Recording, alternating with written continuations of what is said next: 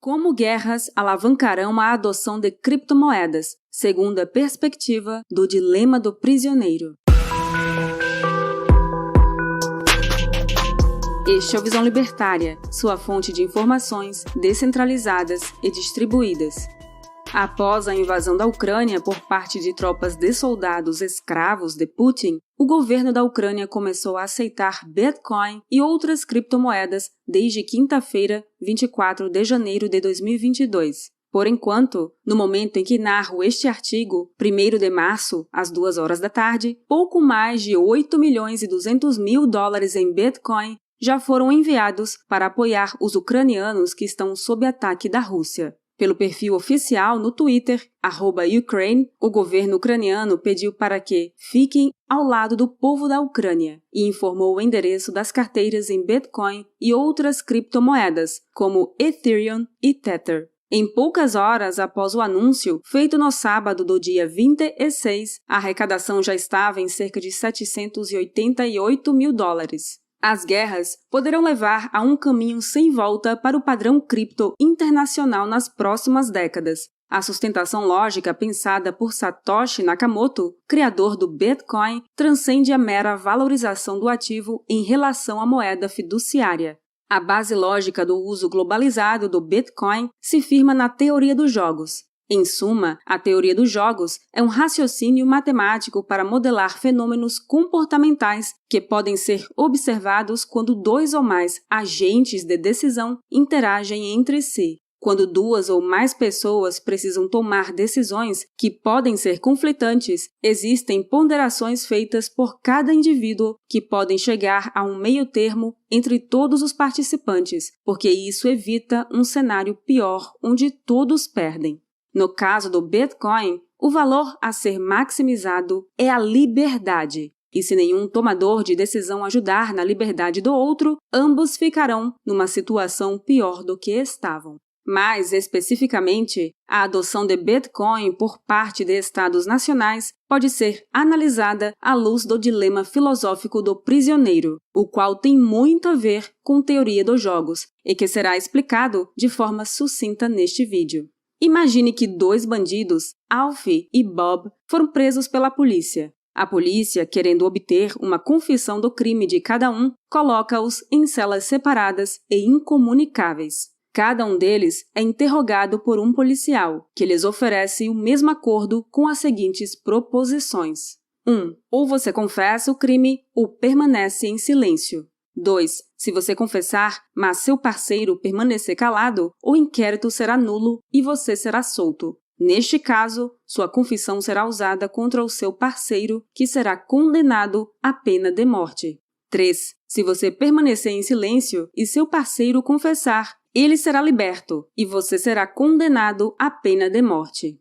4. Se ambos confessarem, os 2 receberão uma pena média de 5 anos de prisão. 5. Porém, se nenhum dos 2 falar nada, ambos receberão a pena mais leve, de 2 anos. Vamos dissecar isso. As opções apresentadas são 1. Alf confessa e fica livre, enquanto Bob não confessa e vai para o corredor da morte.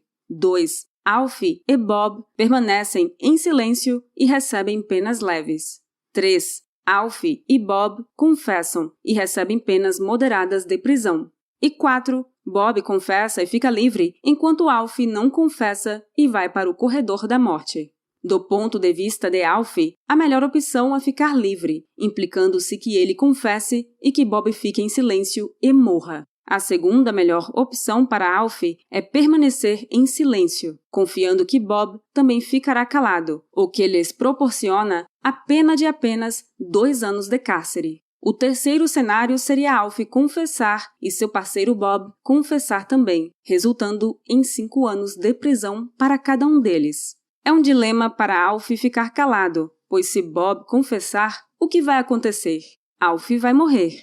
Será que Bob vai confessar para se livrar ou será leal ao parceiro, esperando que Alf também seja leal a ele? Bob está no mesmo dilema. Bob, não confessando, estará deixando a decisão de sua vida ou morte nas mãos de Alf, que pode confessar ou não. Teriam que pensar algo mais ou menos assim. Meu parceiro irá confessar ou ficar silente. Se ele confessar, eu preciso confessar também, senão pego a pena de morte. Entretanto, se ele ficar em silêncio, então eu devo confessar para que eu seja posto em liberdade, que é a melhor situação para mim. Então, independentemente do que meu colega escolha, eu devo confessar. O incentivo lógico para Alf e Bob é que cada um deles confesse. No entanto, esta não é a melhor opção. A melhor consequência para os dois seria que ambos cooperassem um com o outro, permanecendo em silêncio, de modo que ninguém sairia prejudicado. Portanto, a escolha racional não é para o grupo envolvido a melhor escolha. Esse dilema é particularmente especial para comparar com a decisão de estados. Vamos configurar o Estado aqui como uma entidade metafísica, supra-individual, formada pela decisão de vários políticos e funcionários da máquina burocrática, não apenas entidades. São também máquinas ideológicas formadas desde o advento da agricultura, com clãs de saqueadores, passando por impérios, feudos, reinos, até chegar no Estado moderno. Estados são máfias não cooperativas. São bandidos que roubam a população. Um Estado não confia tanto assim na cooperação de outro Estado. A situação da guerra entre Estados é similar ao momento em que Alf e Bob são presos. A Rússia, nessa analogia, representa o policial. Assim como o policial está ameaçando de morte ou prisões leve e moderada os dois bandidos, a Rússia levantou um incidente significativo para as moedas fiduciárias de estados. Estados da União Europeia propuseram bloqueio de ativos do Banco Central da Rússia, o que prejudica vários russos inocentes que compraram títulos do governo. Por outro lado, essa guerra cria escassez no fornecimento de gás e petróleo, elevando suas cotações, o que é lucrativo para a Rússia.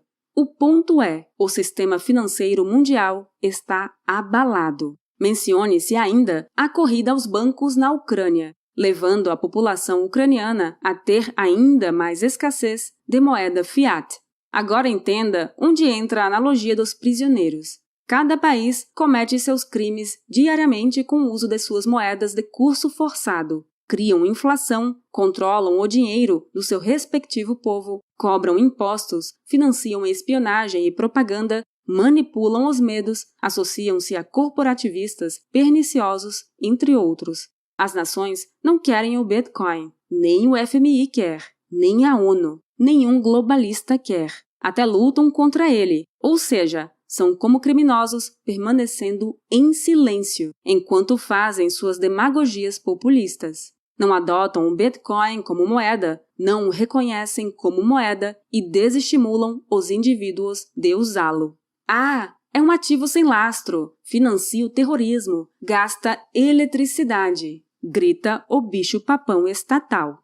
Até que chega a guerra, representada pelo policial, que coloca os países numa situação de dilema. As moedas fiat mostram suas fraquezas. Se a Ucrânia, numa crise, não aceitar Bitcoin, ficará presa ao sistema financeiro internacional, ao dólar, ao euro. Sua população ficará refém da moeda local, que, relembrem, já se mostrou em crise com a corrida aos bancos. Não tem papel moeda para todo mundo. O dinheiro estatal é uma fraude. Aceitar Bitcoin é, para a Ucrânia, uma forma de evitar a pena de morte no dilema dos prisioneiros. Aceitar é o mesmo que confessar.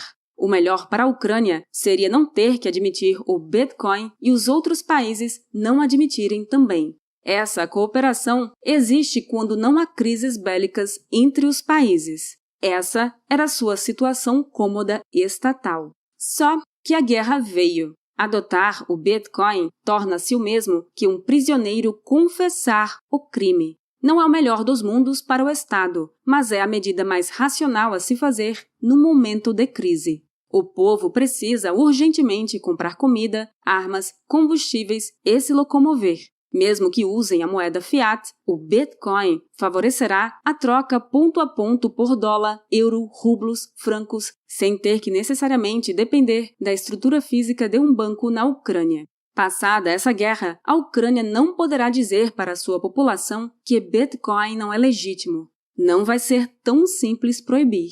E agora, os outros países que representam o prisioneiro Bob são impulsionados para o mesmo dilema. A Ucrânia confessou o Bitcoin. Se outro país confessar também, e eu, máfia estatal X, ficar calado, uma hora ou outra, eu vou acabar recebendo pena máxima de morte da minha moeda. Obrigada por sua audiência! Este artigo foi sugerido por Super Hétero ARM, escrito por Rods e revisado e narrado por Baby Yoda. Se você gostou deste vídeo, deixe seu like e o compartilhe em sua rede social. Se você deseja acompanhar nosso conteúdo, inscreva-se no canal e clique no ícone de campainha. Até a próxima!